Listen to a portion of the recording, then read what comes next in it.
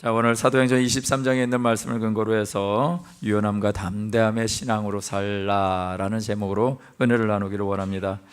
이제 사도행전의 말씀이 거의 끝나가고 있습니다. 지금 이제 거의 끝나간다고 표현한 이유는 사도행전이 28장까지 있는데 이 28장에 이루어지는 그런 이제 마지막 사건은 사도 바울이 로마를 향해서 가게 되죠. 그러나 조금 불편한 신분으로 가게 됩니다. 왜요? 죄수의 신분으로 가게 되기 때문에 그렇습니다. 그렇게 죄수의 신분이 되어진 배경이 바로 지금 저와 여러분들이 같이 상고하고 있는 본문의 내용이죠. 자, 이제 앞으로 한 2회 정도 더 사도행전에 관한 말씀을 하고 마무리 지으려고 합니다. 이제 사도행전 말씀 여러분들 이제 박사님 되셨죠? 할렐루야. 예, 늘 표정은 애매하십니다. 예, 물어보는 저도 민망하고요. 예, 자, 제가 이제 말씀을 준비하다 보니까 오늘 새벽에 검색어 1위로 어떤 목사님이 이렇게 등장을 하셨어요. 그래서 보니까 신옥주 목사 이게 이름이 딱 이렇게 떴는데 이게 뭔가 봤더니 어저께 무슨 텔레비전을 방송을 했는데 그것이 알고 싶다. 예, 이 방송에 이 목사님이 아주 당당하게 나오셨습니다. 그런데 이제 왜 무리가 있으니까 그런 프로에 나왔죠.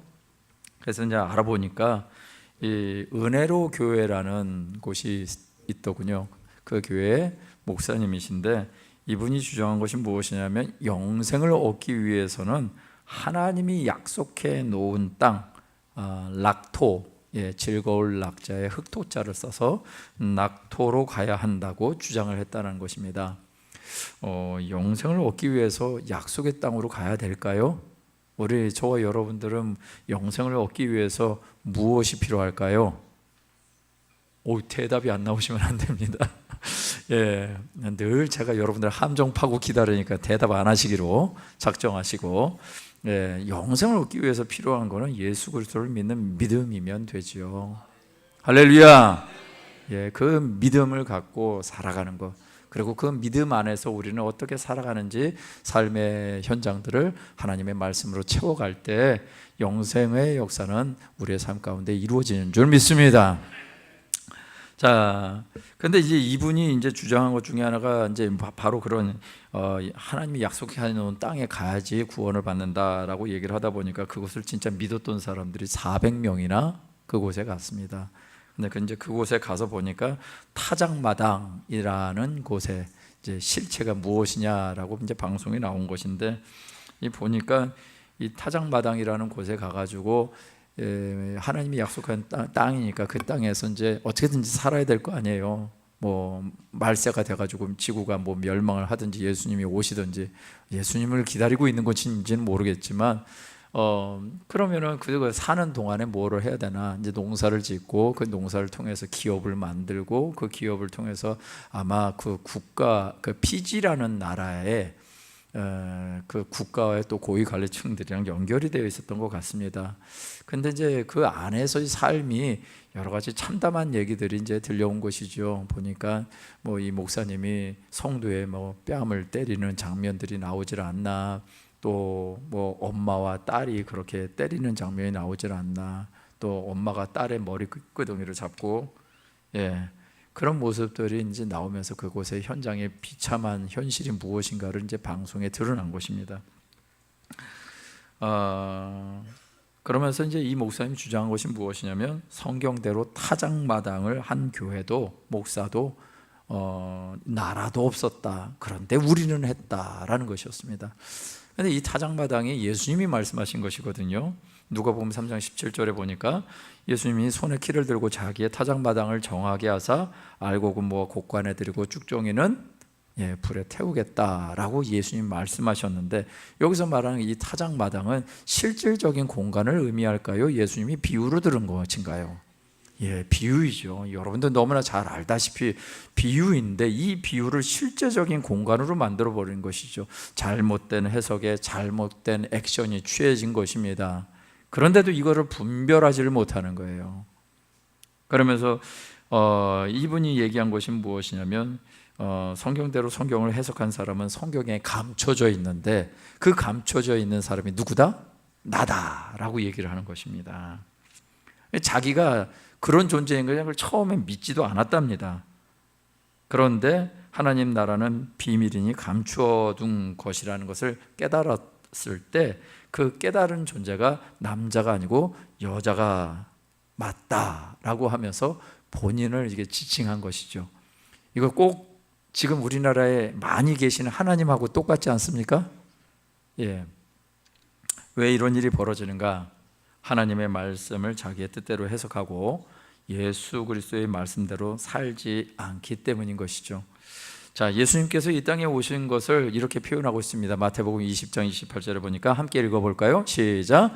인자가 온 것은 섬김을 받으려 함이 아니라 도리어 섬기려 하고 자기 목숨을 많은 사람의 대속물로 주려 함이니라. 예수님이 오신 목적을 분명하게 제시하고 있죠. 그런데 거짓과 권력으로 변질되어 버린 슬픈 사례가 바로 지금 오늘날의 이제 현실인 것 같습니다. 예수님은 마지막 때에 나타나는 현상을 마태복음 24장에도 표현하고 있습니다. 마지막 때에 예수님께서 그리시는 모습이 무엇이냐? 충성되고 지혜 있는 종이 되어서 주인에게 그 집 사람들을 맡아 때를 따라 양식을 나눠줄 자가 누구냐? 주인이 올 때 그 종이 그렇게 하는 것을 보면 그 종이 복이 있다라고 말씀하십니다. 그러니까 종이 할 일은 무엇이에요? 주인에게 그 집 사람들을 맡아 때를 따라 양식을 나눠주는 자가 종이 할 일인 것이죠. 그러니까 먹이고 또 보살피고 또 바르게 성장하고 성숙해 갈 수 있도록 돕는 것이 충성되고 지혜 있는 종의 모습이다. 그렇게 사는 자는 정말 복이 있다라고 말하고 있는 것이죠. 그런데 그렇지 않은 경우 어떤 일이 벌어지는가? 예수님이 단호하게 말씀하신 것이 47절부터 50절까지의 말씀입니다. 거기 보니까 예수님이 비유를 들으시면서 내가 진실로 너희에게 이르노니 주인이 그의 모든 소유를 그에게 맡길 것이다. 만일 그 악한 종이 마음에 생각하기를 주인이 더디 오리라고 하여 동료들을 때리며 술 친구들과 더불어 먹고 마시게 되면 생각하지 않는 날 알지 못하는 시간에 그 종의 주인이 이르러 어미 때리고 외식하는 자가 받는 벌을 처하리니 거기서 슬피 울며 이를 갈게 될 것이다 라고 말씀하셨습니다. 이런 말씀이 있는 것은 사실 이게 잘못된 길을 걸어가고 있는 사람들에게 잘 모르는 말씀인 것 같습니다. 예수님처럼 이런 자들에게 어미 때리고 그들이 슬피 울며 이를 가는 날이 올 것이라고 분명히 말씀하셨는데도 말입니다. 자, 이런 일들이 마지막 때에 벌어진다고 주님 분명히 말씀하셨습니다. 그런데 이제 문제는 무엇이냐? 이런 일들이 벌어지면요, 정말 예수님 중심으로 세워진 교회들과 정말 예수님 중심으로 살기를 원하는 목회자들과 성도님들까지 매도를 당하게 되더라는 것입니다. 오늘 본문의 말씀 가운데도 보면 사도 바울이 그런 삶의 시간들을 거치고 있습니다. 하나님을 알기는 하는데 하나님이 보내신 자 예수를 알지 못하기 때문에 생겨난 유대인들의 문제가 결국 사도 바울을 그렇게 몰고 가는 것이죠. 오직 예수 복음만을 전하며 3차에 걸친 선교 여행을 다 마치고 돌아온 사도 바울이 예루살렘에 왔지만 아시아에서 온 유대인들의 소유를 통해서 결국은 아가보의 예언대로 결박당하고 맙니다. 그리고 우여곡절 끝에 천부장의 보호를 받으면서 유대인들 앞에서 증언을 하게 되죠. 자신의 출신이 어디였고 자신의 학문 배경이 무엇이고 그것을 통해서 유대인들이 그렇게 싫어하는 예수의 도를 따르는 자들을 옥에 가두기도 하고 죽이는 일에 앞장섰다라고 그렇게 소개를 합니다. 그런데 그러다가 결국 예수님을 빛 가운데 만났고 예수님이 주신 사명, 이방인을 위해 복음을 전하게 될 거야 라는 말을 듣게 되었다라고 했을 때 유대인들이 그 말 듣기를 싫어하면서 이렇게 얘기하죠. 이러한 자는 세상에서 없이 하자라고 하면서 소요가 일어납니다. 본질을 찾는 자와 그렇지 않는 자들의 삶이 확연히 구분되어지는 순간이었습니다. 자, 오늘 본문은요, 결국 이 소동을 정리한 로마 천부장이 제사장들과 공회의 의원들이 참석한 정식 공회를 소집하고 그 앞에 바울을 세우게 된 것을 시작으로 내용이 전개됩니다. 자, 오늘 본문에 나오는 사도 바울의 행적을 통해서요, 우리가 가져야 될 믿음 두 가지만 살펴보면서 하나님의 은혜를 나누시기를 주님의 이름으로 축원드립니다. 두 가지. 첫 번째는요, 주보하고 조금 다르게 가서 죄송합니다. 첫 번째는 양심을 따라 하나님을 섬기라라는 것입니다. 사도 바울이 제사장과 온 공회 앞에서 이제 다시 변론을 합니다. 전에는 유대인들 막 소요가 일어난 현장에서 유대인들 앞에서 그렇게 얘기했다면, 지금은 이제 공회 안에서 사도 바울이 뭔가를 얘기를 하는데, 그것이 사도행전 23장 1절에 말씀하고 있는 것. 바울이 공회를 주목하여 이르되, 여러분 형제들아, 오늘까지 나는 범사의 양심을 따라 하나님을 섬겼노라 라고 얘기를 합니다.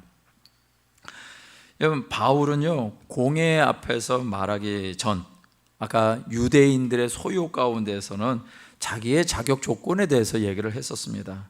그리고 예수님을 만나서 자기 인생이 바뀌었다, 그런 조건과 상관없이 예수님을 만나고 나서 내가 갖고 있는, 알고 있는 것들이 다 내려져야 됐다라는 것이었죠.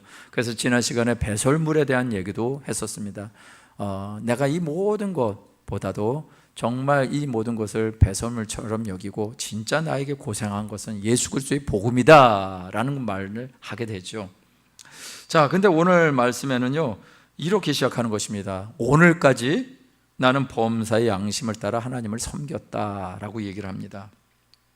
이는 마치 법정에 선 증인이 하는 그런 선서처럼 얘기를 하는 것이죠. 왜 사도 바울은 이런 말을 하고 있는가? 이것은요, 예수님을 만나고 예수님을 믿고 사는 자들이 어떻게 살아가는 것인지를 지금 말하고 있는 것입니다. 진짜 예수님을 만난 사람이 어떻게 사는지를 보여주는 것이 오늘 사도 바울의 이 말인 것이죠. 오늘 우리들의 일상 가운데 보면은 너무 거짓이 많은 일상을 살고 있는 것은 아닌지 모르겠습니다. 어느 목사님이요, 예배가 끝날 무렵에 다음 주에 있을 설교 제목을 얘기를 하시면서 한 가지 부탁을 하셨어요. 다음 주에는 거짓말하는 죄에 대해서 설교하려고 합니다. 성도님, 마가복음 17장에 있는 말씀을 미리 읽어 오셨으면 좋겠습니다 라고 했습니다.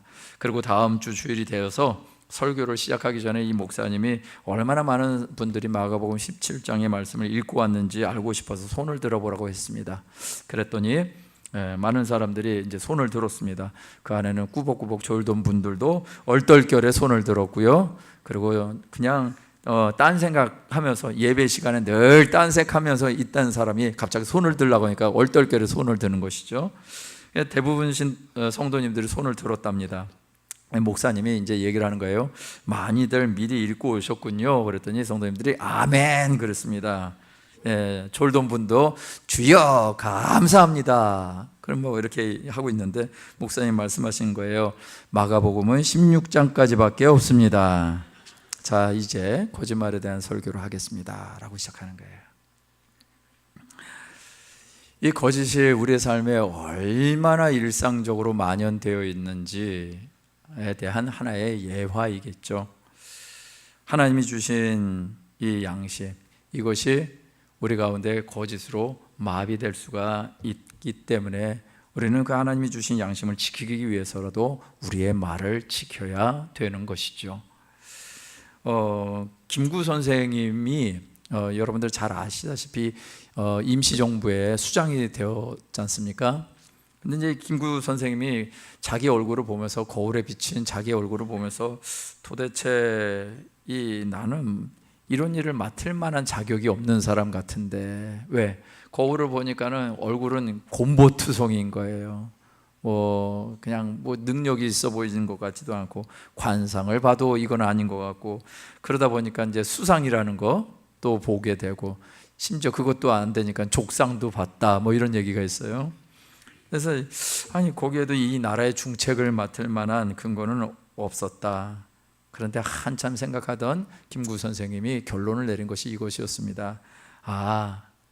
그런 것들이 아니라 심상이었구나 라고 얘기를 하는 것이죠.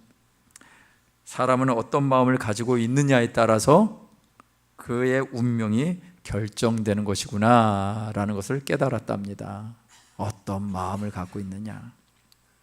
예수님은 이런 말씀을 하셨습니다. 누가복음 11장 34절에서 35절 말씀에 보니까 내 몸의 등불은 눈이라. 내 눈이 성하면 온몸이 밝을 것이요 만일 나쁘면 내 몸도 어두우리라. 그러므로 내 속에 있는 빛이 어둡지 아니한가 보라. 이것은 단순히 눈에 대한 얘기를 하는 것이 아니죠. 마음에 대한 얘기고 마음의 눈에 대한 말씀이시죠. 사람의 마음속에 있는 양심이 깨끗해야 그 사람의 삶이 깨끗하다고 하는 것이죠. 몸을 씻는 것도 중요하고 새 옷을 단장하는 것도 필요합니다. 가장 중요한 것은 무엇일까? 그것은 몸을 씻는 것보다 새 옷을 입고 내 몸을 단장하는 것보다 더 중요한 것은 참된 회개의 눈물로 내 마음의 양심과 혼탁해진 영혼의 눈을 씻는 일인 줄 믿습니다. 베드로전서 3장 16절의 말씀을 우리 한번 같이 읽어볼까요? 시작. 선한 양심을 가지라. 이는 그리스도 안에 있는 너희의 선행을 욕하는 자들로 그 비방하는 일에 부끄러움을 당하게 하려 함이라. 사도 베드로가 말합니다. 선한 양심을 가지십시오. 왜냐하면 여러분들이 잘 살아야지, 여러분들이 잘 사는 것 때문에 부끄러움을 당하지 않을 뿐만 아니라 여러분들의 삶의 모습을 욕하는 자들에게도 이것이 당당한 권리가 되기 때문에 그렇습니다 라고 말하는 것입니다. 어떻게 하면 우리가 선한 양심을 가질 수 있을까요?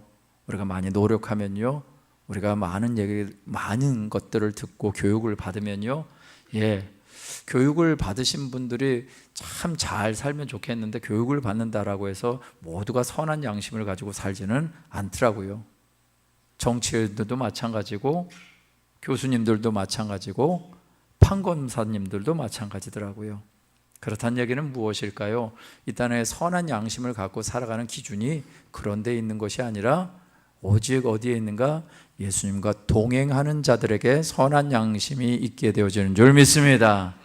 선한 양심은 예수 그리스도와 동행할 때 이루어지는 것입니다. 내 옆에 누군가가 계시는데, 내 옆에 나를 지으시고 내게 구원의 은혜를 베푸시고 또 나와 함께 하셔서 이 험악한 삶을 살게 하시는 그분이 계시는데, 그분이 계시는 것을 믿는다면 우리가 과연 어떤 마음으로 살겠습니까? 그분이 계신다라는 마음 가지고 살면, 그분이 이 땅에 어떤 마음으로 오셨고 어떤 모습으로 섬기기를 원하셨는지 안다면 우리의 마음 가운데 선한 양심은 그분으로 말미암아 세워질 줄 믿습니다. 오늘 이런 은혜가 우리 교회, 우리 모든 성도님들에게 있게 되시길 주님의 이름으로 축원드립니다. 두 번째는요, 역시 제목이 좀 바뀌었습니다. 기록된 말씀대로 섬기라 라는 것입니다. 사도 바울이 이제 변론을 시작합니다. 근데 사도행전이 시작하자마자 변론조차 못하게 되어지는 상황이 벌어지는데, 그게 어떤 상황인가 보니까 2절 말씀에 대제사장 아나니아가 바울 곁에 서 있는 사람에게 뭔가를 지시를 합니다. 그 지시는 바로 그것이죠. 그 입을 치라 명하니. 말하고 있는 사람의 입을 치라고 얘기를 합니다. 그랬더니 사도 바울이 3절에 이런 말을 하는 것이죠. 회칠한다며 하나님이 너를 치시리로다. 내가 나를 율법대로 심판한다고 앉아서 율법을 어기고 나를 치라 하느냐라고 얘기를 합니다. 이 상황을 보면 변론하는 사람들의 말을 막는 경우는 없죠. 바울의 입을 치라고 하니까 바울이 또한 당연히 이 율법적으로 어긋남이 없는데 그런 말들이 나오니까 거기에 대해서 반응을 한 것입니다.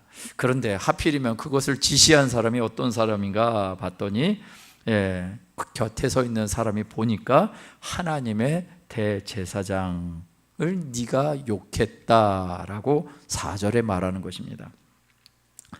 자, 이런 상황이면 사도 바울이 어떻게 반응해야 될까?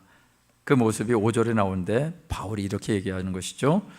형제들아, 나는 그가 대제사장인 줄 알지 못했다. 기록하였으되 너의 백성의 관리를 비방하지 말라 하였느니라 하더라. 라고 얘기를 하는 것입니다. 참으로 사도 바울의 모습이 귀합니다. 왜냐하면 자신의 모습, 지금 이 상황이 어떤 상황이에요? 지금 대제사장이나 유대인들로 인해서 사도 바울이 굉장히 어려운 지경에 처해 있습니다.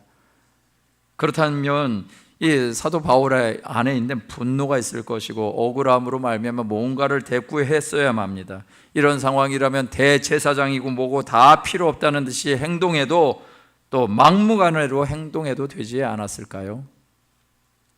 자기를 죽이려고 하는 사람한테 말이죠. 무엇이 중요하겠습니까?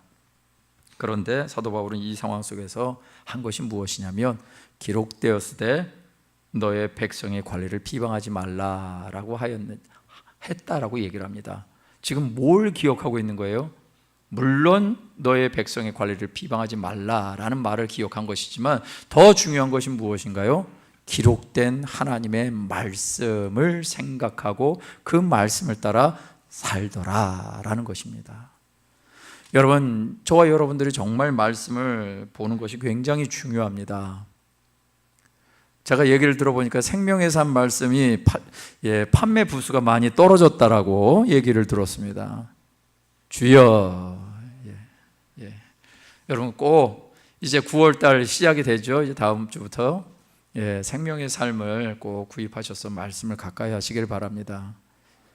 여러분, 말씀을 가까이 하니까 사도 바울이 어떻게 살던가요? 자기의 감정대로 살 수도 있었습니다. 분명히 자기의 감정대로 하는 것이 내가 율법적으로도 무방하다라고 생각할 수 있었습니다. 왜? 재판에서 이런 말을 하는데 말도 못하게 입을 치라고 하는데 이건 말도 안 되는 얘기죠. 그런데 그럼에도 불구하고 사도 바울이 기억한 것은 무엇이냐? 기록된 하나님의 말씀을 기억해서 그런 상황 가운데서 앞에 있는 권위에 순종하더라, 순복하더라는 것이었습니다. 하나님의 말씀이 계속해서 우리 가운데 있어야 되는 중요한 이유는 내가 가고 있는 길이 잘못된 것을 우리는 우리 스스로 알 수가 없다라는 것입니다. 내가 잘 살고 있는지 못 살고 있는지 여러분들은 잘 아십니까? 그러면 좋겠는데요. 대부분 인생을 돌아보면 왜 그렇게 허점투성이고 왜 이렇게 시행착오가 많은지 모릅니다. 그런 시행착오가 있는 인생에 중요한 것은 하나님의 말씀 안에 하나님의 음성을 듣는 것인 줄 믿습니다. 제가 이제 말씀을 준비하다 보니까 지금 이 본문의 말씀을 사실은 8월 첫째 주에 수요일 날 예배 제가 했던 본문의 말씀입니다. 그러면 생명의 삶을 같이 하다 보니까 생명의 삶 본문이 사도행전 본문이 겹쳐버렸어요. 그런데 그때 제가 이렇게 말씀을 읽으면서 또 은혜를 나누고 또 그때 그 한 간증을 제가 수요 예배 때 이렇게 소개를 해드렸는데 우리 주일에 오신 분들에게도 같이 은혜를 나누면 좋겠다 싶어서 이성미 집사님 아시죠? 개구먼 그분의 얘기를 좀 나눠드리고 싶습니다. 그분이 자기의 삶을 욕쟁이 엄마라고 얘기를 하더라고요. 그래서 왜 욕쟁이인가 하니까 하도 아들한테 욕을 해서 욕쟁이 엄마라고. 근데 이 욕쟁이 엄마가 변하다는 얘기를 방송에서 많이 하신 것 같습니다. 근데 이분이 이제 어느 교회 가가지고 간증을 하시는 내용을 제가 듣게 되었는데 이분이 이제 아침마다 일어나면 짜증이 나는 거예요. 왜? 이 하나밖에 없는 아들내미, 큰아들이 그 당시에 17살이었는데 밑에 이제 여동생 둘이 있고요. 근데 짜증스러워서 그런지 막 입이 이제 거래지는 거예요. 제가 이 대화의 실제적인 어떤 실제감을 드리기 위해서 육두문자를 쓰겠습니다. 양해해 주시길 바랍니다. 이제 엄마가 이제 아들 막 짜증나는 투로 얘기하는 거죠. 야, 빨리 일어나. 학교가 어이후 이 미친놈. 밥을 먹으려고 쳐다보고 있는 아들을 보면서도요, 이 아들을 향해서 야, 밥 빨리 먹고 학교 가, 이 새끼야. 아주 찰진 말을 많이 하셨습니다. 한편 이게 이제 또 부부 싸움을 하다가 이제 아들을 보면은 이게 좋은 말이 나가겠어요?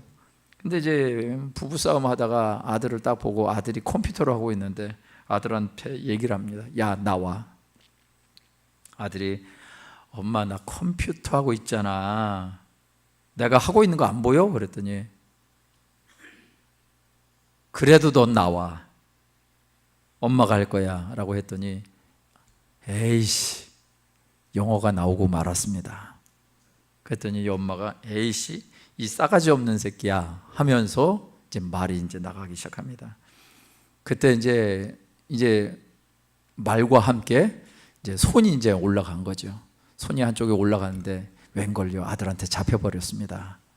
그래 아들한테 잡힌 손 무한하게 그지없는데 뭐 손이 한 손만 있는 건 아니잖아요. 그래서 다른 손을 이렇게 딱 번쩍 들어 올렸는데 결국은 그 손도 잡히고 말았습니다. 그러면서 이제 이 엄마가 얘기를 하죠. 너 어디 엄마한테 이 싸가지 없이 엄마 팔을 붙들고 이런 버르장머리 없는 놈 같으니라고 막 욕을 하다니까 이 아들이 얘기를 합니다. 에이씨 교회 집사라는 인간이 집구석에서 이러는 거 알아?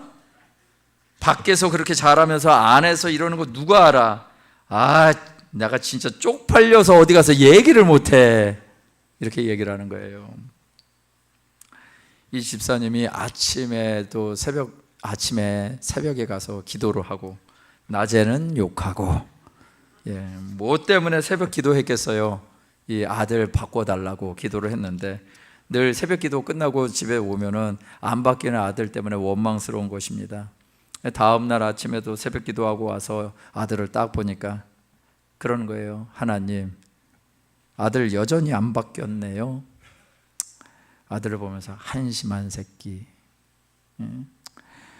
또 아침밥을 주면서 물을 갖다 놓으면서 야, 밥 먹고 학교 나가. 에휴, 날쌘 놈. 뭐가 되려고 날샜다 미친놈. 이렇게 얘기를 한 거예요. 근데요 그때 딱 뒤를 돌아서는데 하나님이 한 말씀 하시더래요. 네 아들 네가 말한 대로 해줄까? 네 아들 네가 말한 대로 해줄까라는 이 음성이 갑자기 확 들려오는데 이분이 그동안 여태까지 17년 동안 아들에게 욕했던 모든 것들이 생각이 나더래요. 그러면서 만약 그대로 된다면 어떤 일이 벌어질까요? 진짜 피 철철 흘리면 죽어야지. 날샌 인간 돼야 되고 한마디로 말 개처럼 살아야죠. 그걸 생각하니까 너무 두려워지더라는 것입니다. 그래서 자기 방에 가가지고요 하나님 제가 잘못했어요 하면서 펑펑 울었답니다. 그렇게 철저하게 회개했는데 회개의 역사가 일어났습니다. 놀랍게도요 그때부터 욕을 안 하기 시작하더라는 것입니다. 그런데 욕을 안 했더니 누가 불안해질까? 욕을 못 듣는 아들이 금단 현상이 일어나는 거지. 그래서 이 아들이 뭐 못 산 똥강아지 마냥 절절절절절 이렇게 따라다니면서 눈치만 보고 있더라는 것입니다. 한 일주일 정도 지나가지고 엄마한테 와가지고 이제 얘기를 합니다. 엄마, 물어볼 게 있는데 왜 욕 안 해? 그랬더니 이 집사님이 하나님이 욕하지 말라고 마음을 주셔서 앞으로 욕하지 않을 거야. 그랬더니 아들이 하는 말, 아니 하나님은 왜 17년이나 가만히 계시다가 이제 와서 그런데? 그래가지고 하나님이 늘 말씀하셨는데 엄마가 불순종했어. 순종하지 않았어. 이제 욕 안 할게.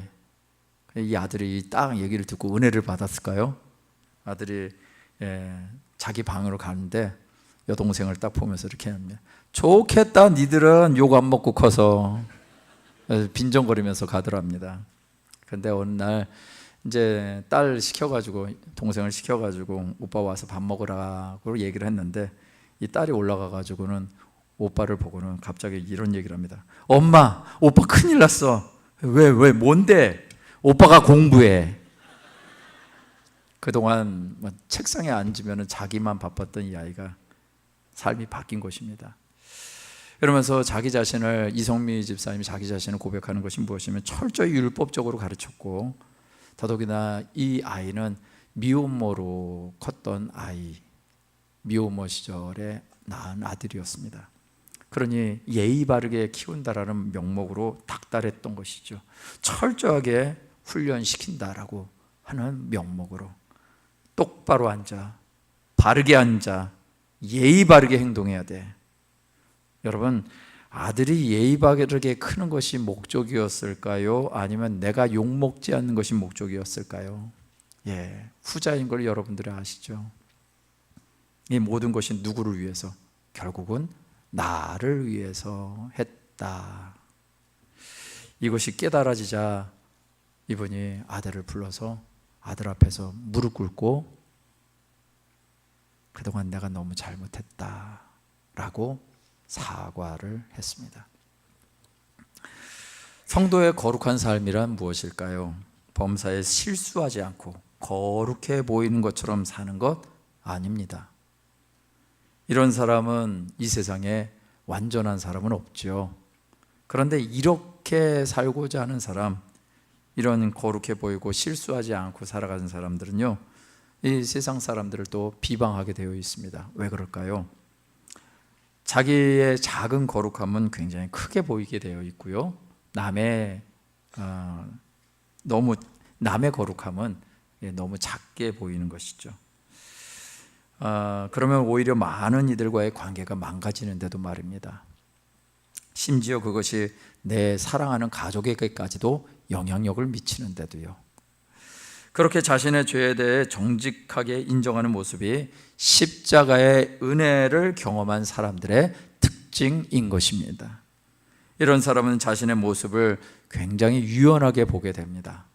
전에는 굉장히 경직되게 자기 자신을 봤다면 이제는 자기 자신을 굉장히 유연하게 보게 되죠. 그리고 또한 자기 자신의 죄에 대해서 담대히 고백할 수 있는 마음이 생기게 됩니다. 자신의 잘못을 시인할 줄 아는 것이 성도가 살아가는 지혜인 줄 믿습니다. 이런 은혜의 삶이 우리 모두에게 있게 되시기를 예수님의 이름으로 축원드립니다. 여러분의 가정이 행복해질 것입니다. 여러분의 이웃이 행복해질 것입니다. 우리 교회가 바로 그런 교회가 되실 수 있도록 여러분들이 그렇게 살아내시기를 주님의 이름으로 축원드립니다. 말씀을 마무리합니다. 말씀을 마무리하면서 한 아이의 얘기가 있어서 여러분들과 나누기를 원합니다.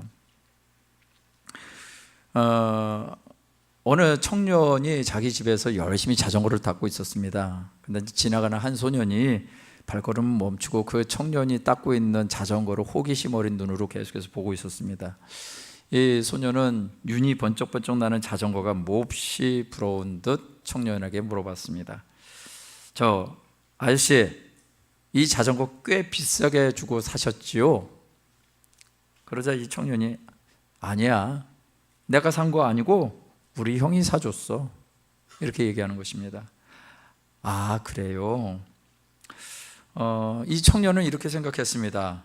나도 저런 자전거 사주는 형이 있으면 좋겠다, 얼마나 좋을까 하면서 이 자전거에 대해서 참 갖고 싶은 눈, 그것을 보고 대화를 꺼냈습니다. 너도 이런 자전거 갖고 싶지 않니?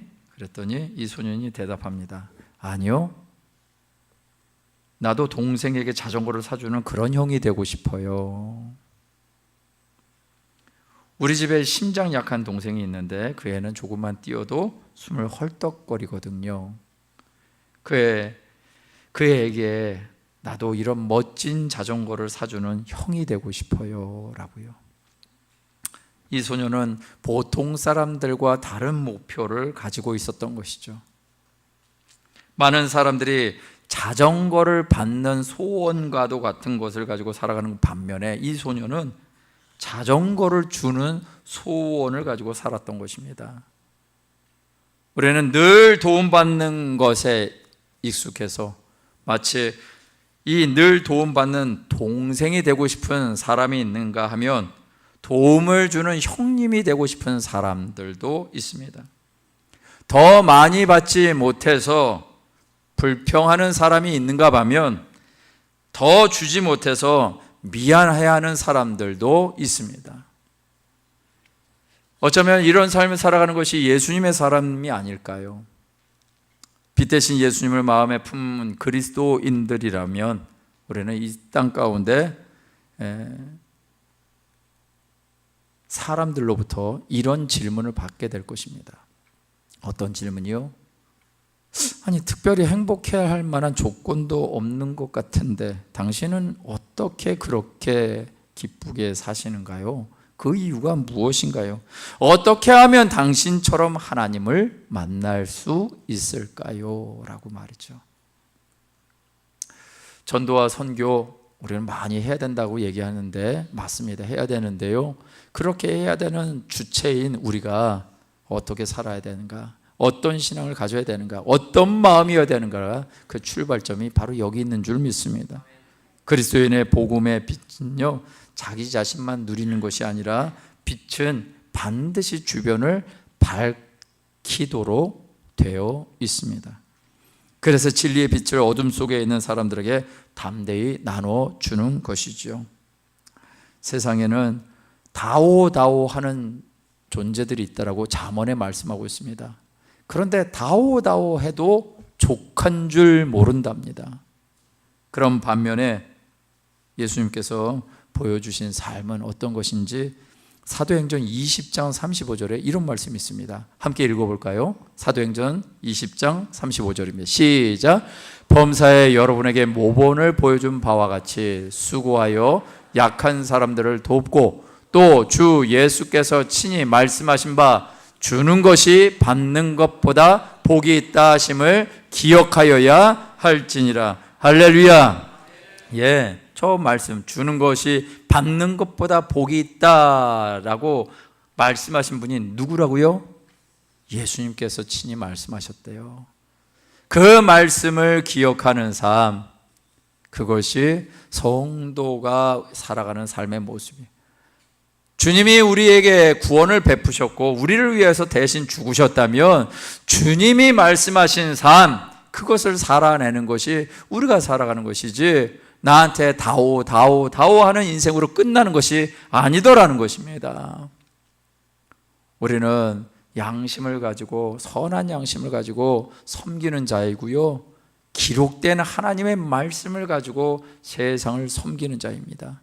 이런 사람들에게는 유연함이 있습니다. 이런 사람들에게는 담대함이 있습니다. 저와 여러분들이 바로 이런 삶을 위해서 부르심을 입은 자들인 줄 믿습니다. 이 세상에 저와 여러분들의 도움이 많이 필요한 곳이 있습니다. 여러분들, 하나님이 마음을 주실 때 누군가를 돕고 누군가를 섬기는 마음을 주실 때 하나님의 은혜 가운데 온전히 쓰임받으시고, 그래서 여러분 안에 있는 예수 그리스도의 빛을 전하는 우리 모든 성도님들 되시기를 주님의 이름으로 축원드립니다. 왜요? 주는 자가 복이 있다라고 주님이 말씀하셨습니다. 여러분들이 섬기는 자리에 복이 발생합니다. 근데 그 복은 결국은 여러분들에게도 동일하게 은혜로 돌아가게 될 것입니다. 믿으십시오. 믿고 사십시오. 주님이 말씀하신 것이고 기록된 말씀대로 사는 자들에게 하나님의 역사가 일어납니다. 오직 예수님께 초점을 맞추시고 예수님과 동행하시고 예수님이 말씀하신 것을 기억하고 그 말씀하신 것을 순종하여 나갈 때 하나님의 놀라운 역사가 저와 여러분들 가운데 예비되어진 줄 믿습니다. 이 시간 우리 한번 찬양하고 기도할까요? 예, 그런 삶을 살기를 원하는 자들을 하나님이 도우십니다. 비록 우리의 삶의 현장은 하나님 왜 이렇게 어려운 일들이 많은가요? 라고 할 수 있지만 그런 삶의 현장에 우리 하나님이 어떻게 하시는가? 하나님은 너를 지키시는 자다. 너의 우편의 그늘 되시는 분이시고 낮의 해와 밤의 달이 너를 상치 않게 할 거야. 우리 하나님 정말 바라보시고 우리의 삶을 이끌어 가시는 그분 앞에 우리의 인생을 맡겨드리는 그런 찬양의 고백 함께 들으시길 바랍니다. 하나님은 너를 지키시는 자, 하나님은 너 되시는 자 너의 우편에 그늘 되시니 낮의 해와 밤의 달도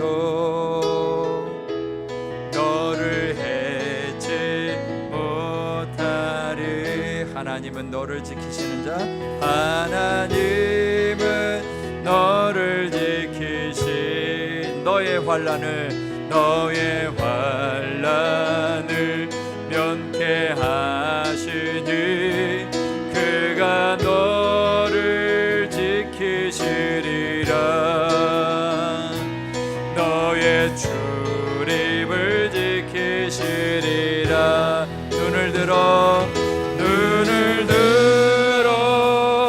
산을 보아라. 너의 도움 어디서 오나. 천지 지으신 너를 만드신 여호와께로다. 우리 가슴에 한번 손을 얹고 찬양할 때 주님, 하나님은 나를 도우시는 분이십니다. 내가 이 땅 가운데 살아갈 때 선한 양심을 이룰 수 있도록, 또 하나님의 기록된 말씀으로 살아갈 수 있도록 나를 도와주시옵소서.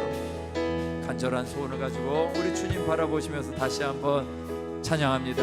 하나님은 너를 지키시는 자, 하나님은 너를 지키시는 자 너의 우편에 그늘 되시니 낮의 해와 밤의 달도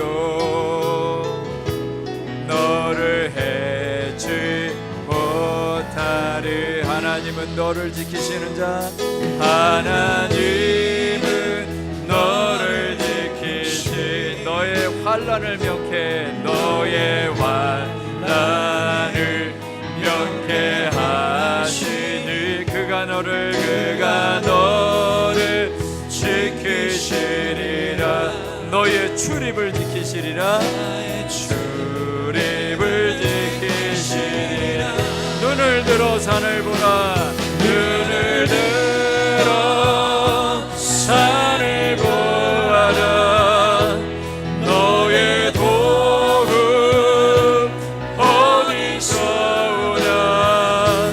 천지 지으신 너를 만드신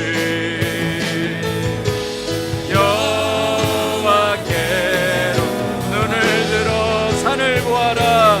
눈을 들어 산을 보아라. 너의 도움 어디서 오나. 천지 지으신 너를 만드신 여호와께로다. 이 시간 우리 함께 기도하며 나가실 때 주님 그렇게 살 수 있도록 도와주시고 이 땅 가운데 하나님이 예비하신 것을 누리는 우리 모두가 되어지기를 원합니다. 보이 누르고 흘들어 넘치도록 역사하시는 하나님의 은혜, 주는 자들에게 베푸시는 하나님의 은혜와 복을 우리 모두가 경험하게 하여 주시옵소서. 주여 한번 부르시는 통성으로 기도하며 나갑니다. 주여. 아버지 하나님, 오늘 우리의 삶에 하나님 역사하여 주시기를 원합니다. 아버지 하나님이여, 우리 안에 사도 바울의 마음이 있기를 원합니다. 아버지 하나님이여, 어떤 어려운 상황 속에서도 선한 양심을 하나님 지키며 양심을 따라 하나님을 섬겼노라. 양심을 따라 하나님을 섬겼노라. 아버지 하나님이여, 이것이 우리의 마음의 순전한 상태가 되게 하여 주시고 믿음의 고백이 되게 하여 주시옵소서. 아버지 하나님이여, 그런 자들을 향하여 하나님의 뜻이 온전히 퍼지기를 간절히 원합니다. 우리 주님, 우리의 마음을 새롭게 하시고 하나님의 영광을 보게 하여 주시옵소서.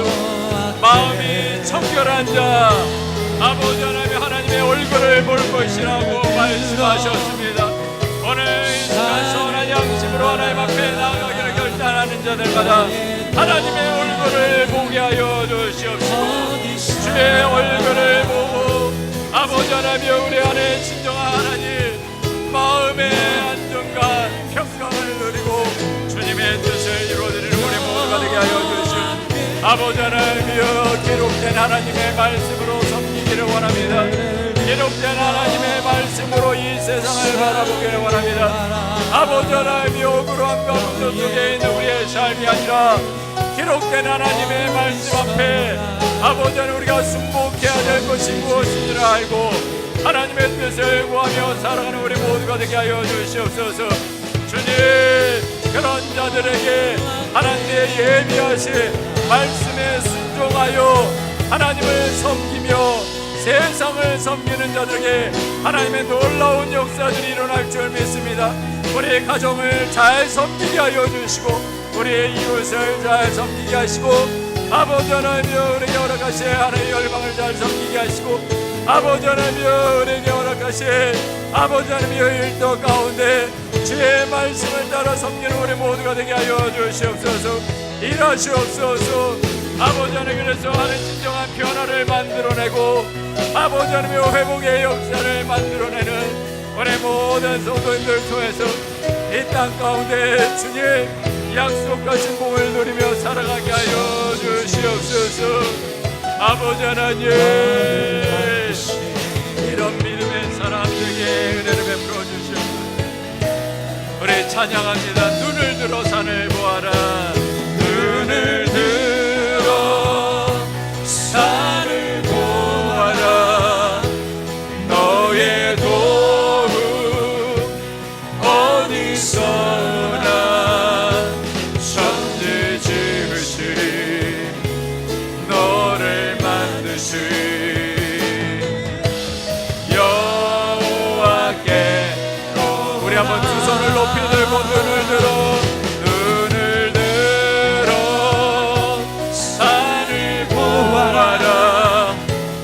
너의 도움 어디서나 천지 지으신 너를 만드신